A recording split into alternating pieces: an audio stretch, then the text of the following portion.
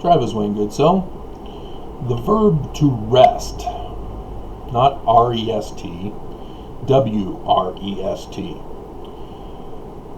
means to distort the meaning or interpretation of something to suit one's own interests and or views.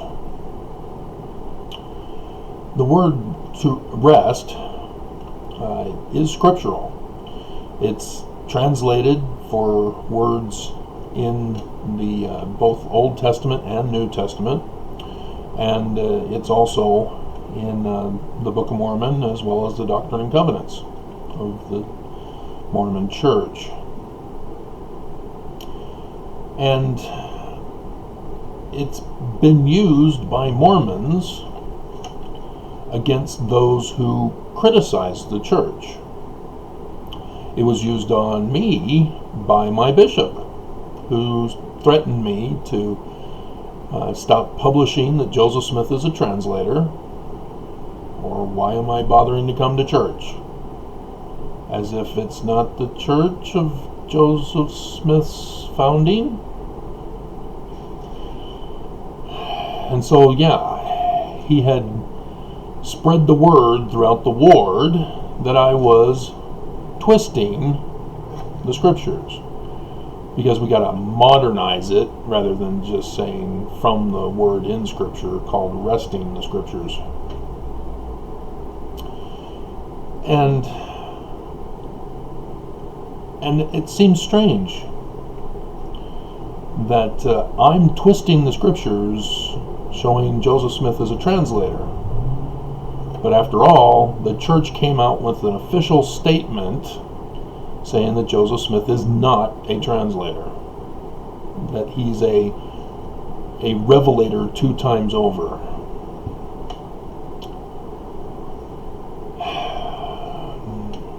So let's go over these scriptural examples of resting. The first one, I should probably do it this way, make it easier to go back and forth to them. The first one is in Exodus chapter 23 verse 2. Exodus. This is law of Moses stuff. This is the law for Jews. And I'm not sure which number out of the 613 commandments this is, but thou shalt not follow a multitude to do evil. Oh, you shouldn't follow the crowd.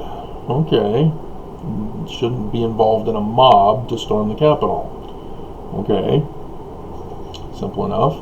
Neither shalt thou speak in a cause to decline after many to wrest judgment.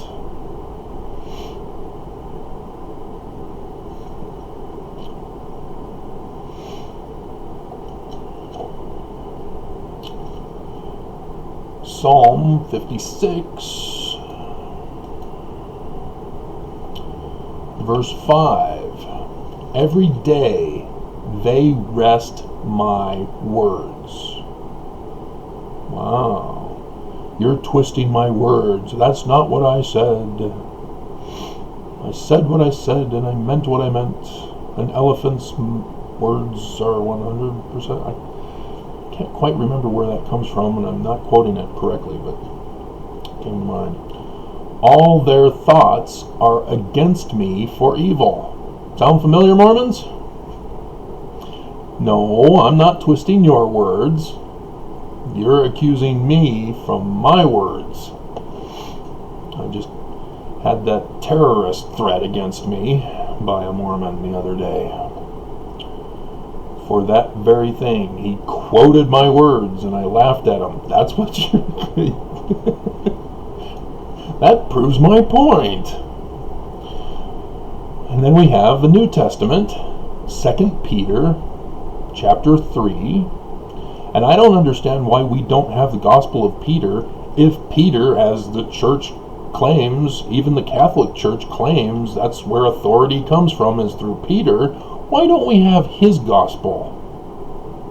We have this guy named Matthew, named Mark, named Luke, named John. Where's Peter if he's the head of the church? Did you know there is one? It's out there. It's considered fake by the Catholic Church and those who put the Bible together. Interesting. Anyway, he says,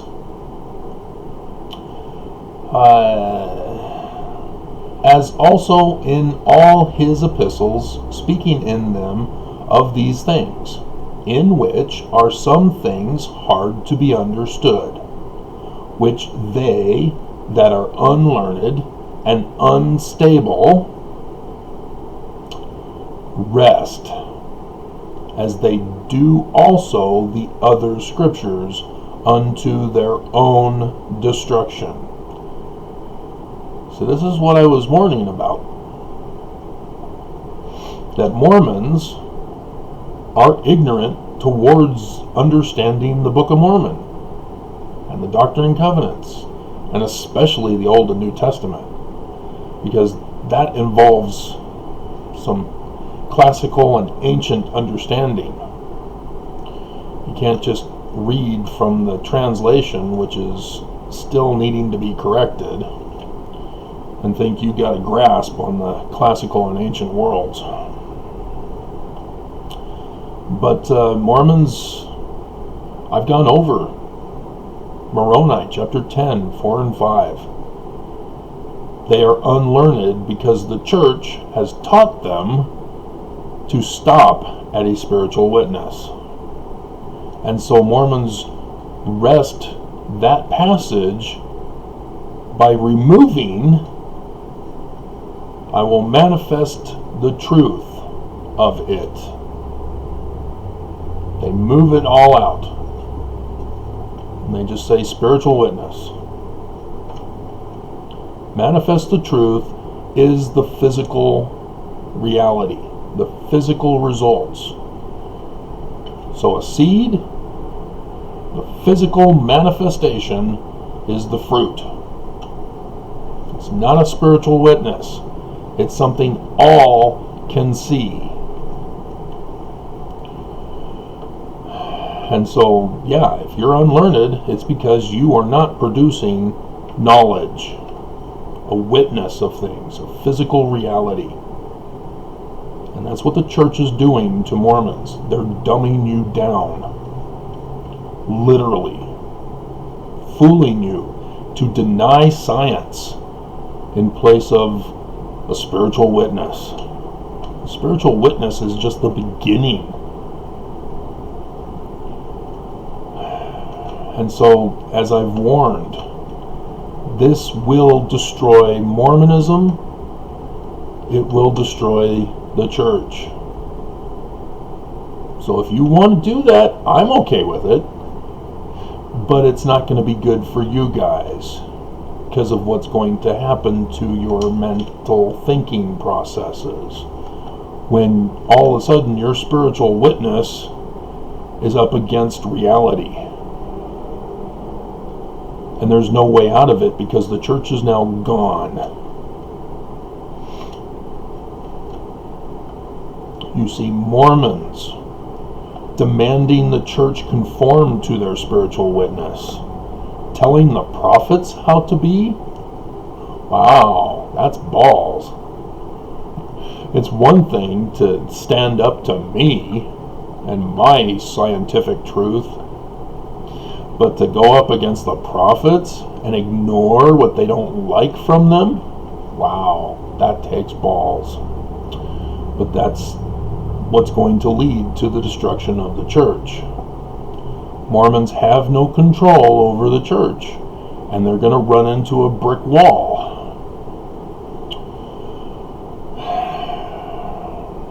And so, the next Alma 13:20 is pretty much a plagiarism of 2 Peter,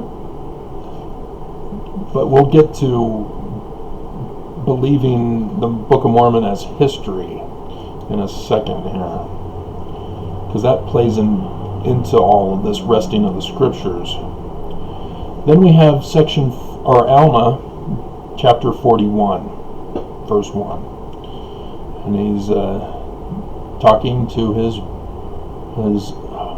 whorish son, playing with that Jezebel girl. And now, my son, I have somewhat to say concerning the restoration of which has been spoken. For behold, some have wrested the scriptures, and have gone far astray because of this thing. And I perceive that thy mind has been worried also concerning this thing, and I will explain it unto thee. If you're misinterpreting and distorting the meaning and interpretation of the Book of Mormon and the scriptures, you're not clinging to the iron rod. You're on the strange forbidden paths in the midst of darkness, leading to the filthy waters and the great and spacious building. All Mormons know and understand this, but you don't understand how to liken the scriptures unto yourself in reality. This has to do with the historyizing, creating a new word here.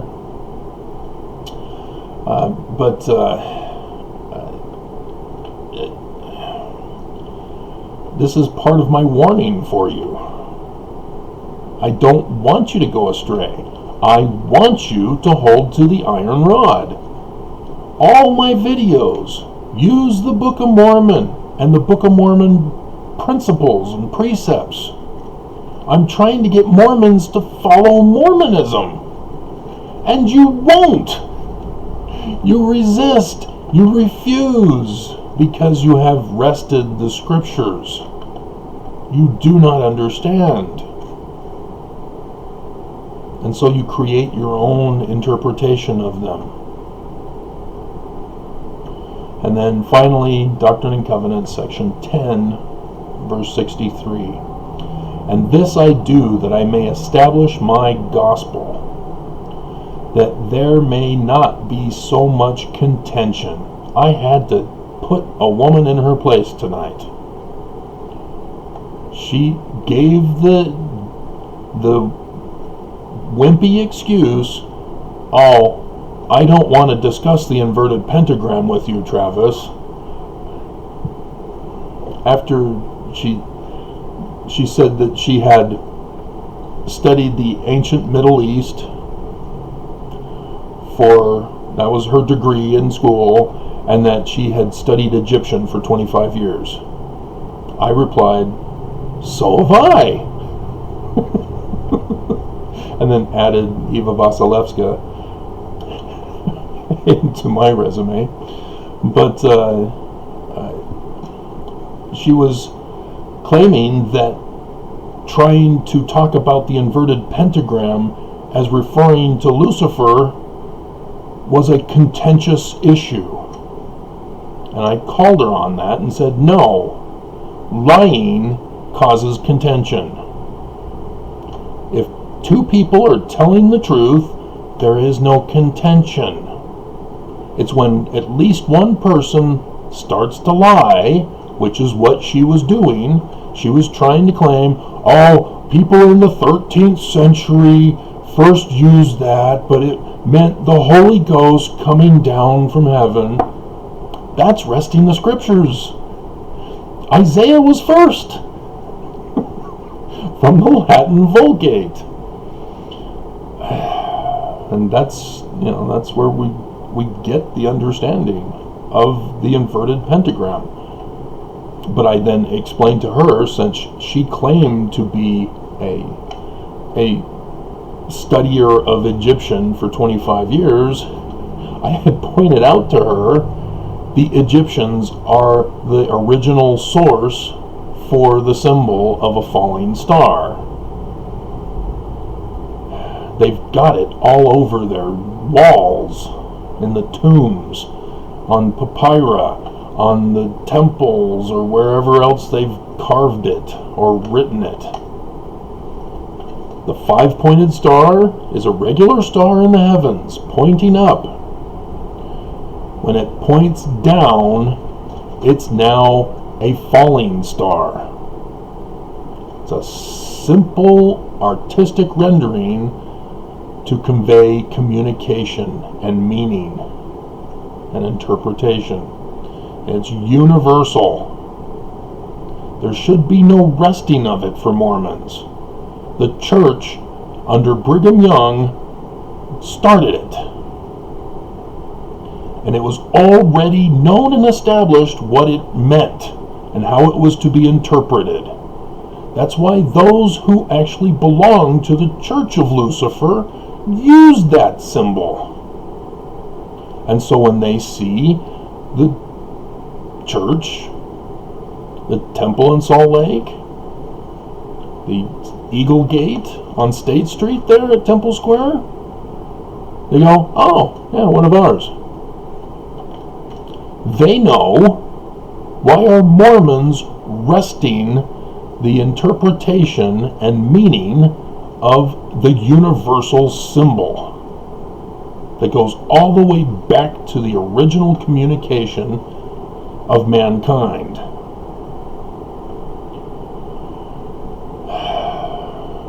And so 1063,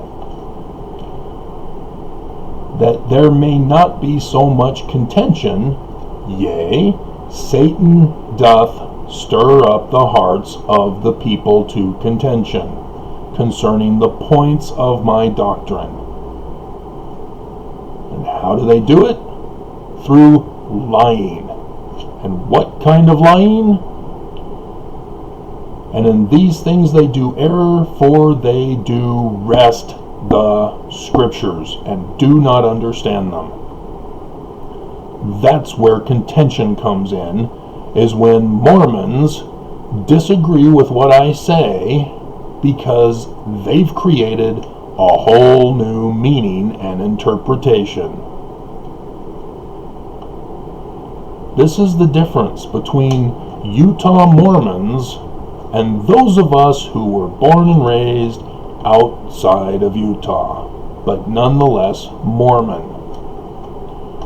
Because we go to school. We don't have Mormon peers. We go to school. We get taught English grammar. We are forced to memorize meanings of vocabulary words as well as spell them. And as frustratingly annoying as it was, as I often crammed because I just didn't want to learn and memorize. Nonetheless, I did very well in English grammar and vocabulary tests. In second grade, I actually won the, I think it was actually a math bee rather than a spelling bee. But no, I aced. And you'd think that Mormons do well in school too. Lots of them are in honors, I'm hearing.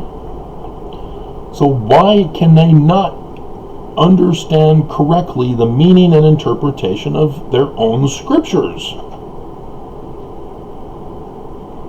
It's just baffling. But for me, I look at the scriptures and I go, oh, okay, yeah, rest the scriptures, to change the meaning and interpretation so that it suits my own personal agenda. That's what Mormons are doing. Oh, we don't want to call it the sign of Lucifer. That would mean the church is not true. So we're going to have to create another meaning and interpretation so that we can have a spiritual witness that the church is true and live in delusional la-la land where there is no reality. That spiritual witness is deceiving you. And so, when Mormons have been deceived by Brigham Young to the current prophet, and prophets that the Book of Mormon is historically accurate. That it's actually a history of the ancient indigenous people in the Americas. Yet scientist after scientist in the different scientific field after different scientific field all continue to denounce the Book of Mormon as a historical document. I took philosophy of science also as part of my education. In philosophy of science, when somebody proposes a theory, it needs to be set up so that it can be tested, not just by the person who comes up with the theory, but by other scientists who want to confirm or expose them as a fraud. And when they expose them as a fraud, the person who claimed the theory in the first place is supposed to drop it. You know, if you have a theory that doing a certain thing will cause a light bulb to light up, well, if it fails, you can't keep trying that over and over again, hoping that one of those times it will give light. You have to drop it. You have to find another way to light up a light bulb. That's theory testing. There are too many theories out there that are not being dropped when they should be. I won't go over those. But the Book of Mormon as history needs to be dropped. The church needs to come out and be honest with the Mormons. The Book of Mormon is not an actual history. We're sorry we've been leading you astray. We confess we're wrong. I just did that video. Lucifer does not tell the truth. He always lies. And the church has done this. Because the church got exposed by historians for lying. So the church has now come out with claims now of what is true. And many of those claims have offended Mormons as they left the church. Joseph Smith is a polygamist, for example. The problem is the church got exposed for lying, because that's what Lucifer's church does. And yet the Mormons who leave are believing the church's new claim, when I'm the one telling you they're still lying to you.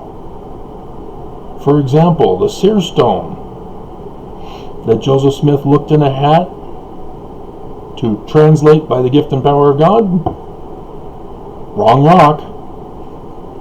There were two, Urim and Thummim. Should have flipped those around, huh?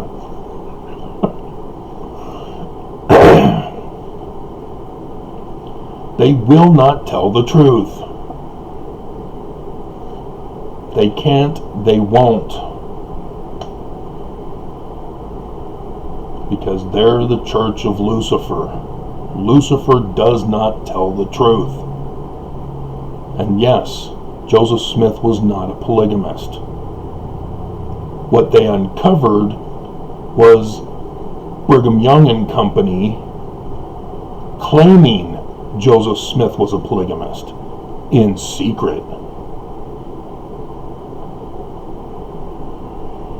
And it's so frustrating because ex-Mormons will not believe me.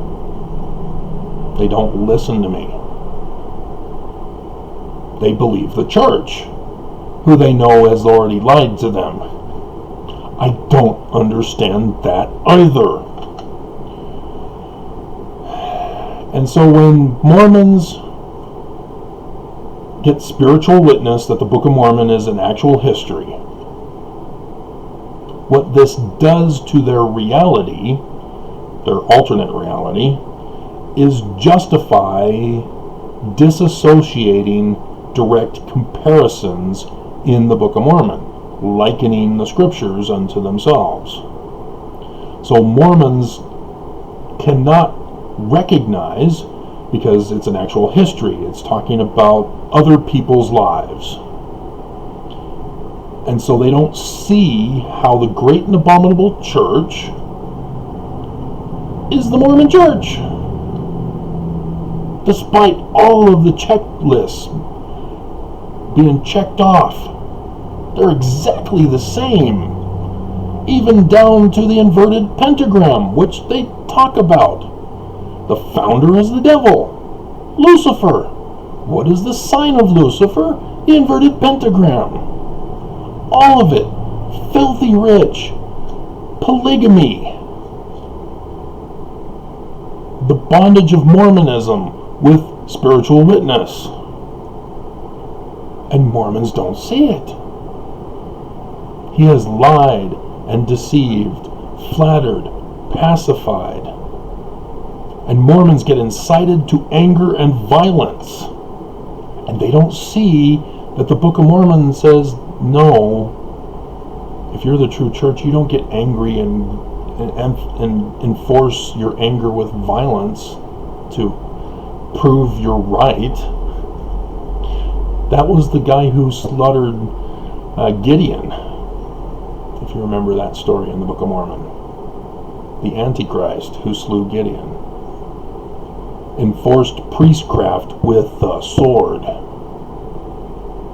Or was it Korihor? I think it was. Yeah. So many examples. And Mormons don't make the comparison because they'll let the claim of being an actual history with their spiritual witness disassociate. They wrest the scriptures.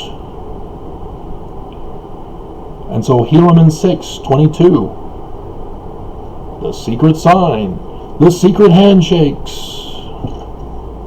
the secret oaths and covenants. Mormons don't see it as a connection to the temple endowment. That was again created by Brigham Young. But they, of course, blame Joseph for it. As the Mormon apologist wannabes have their video, I saw it today, earlier this morning, about Freemasonry and the temple endowment. And they say, oh yes, Joseph Smith used Freemasonry in the temple endowment. They're okay with that. One problem, it wasn't Joseph. Joseph's temple was only washings and anointings. And then sealings. But there were some sealings done by other people than Joseph, who was the only one who had those keys. As Heber was getting sealed by Brigham Young to a third wife in secret.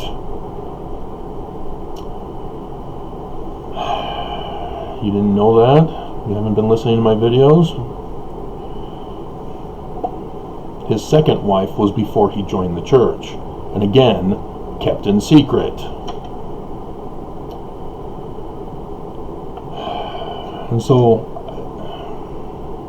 yeah, this is why Mormons are in danger. This is why I warn. But this is exactly why I get death threats from Mormons.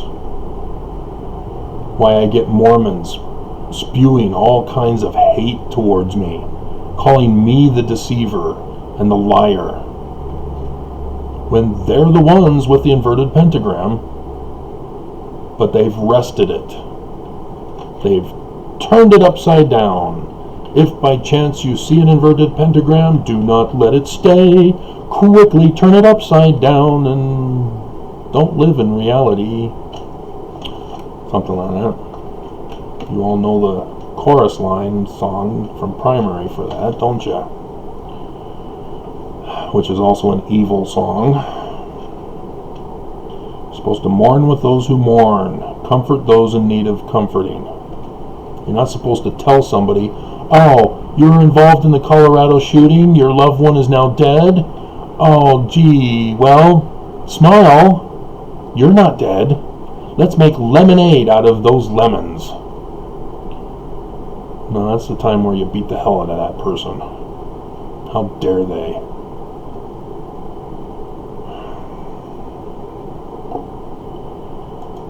So, I'm going to upload this video tomorrow morning.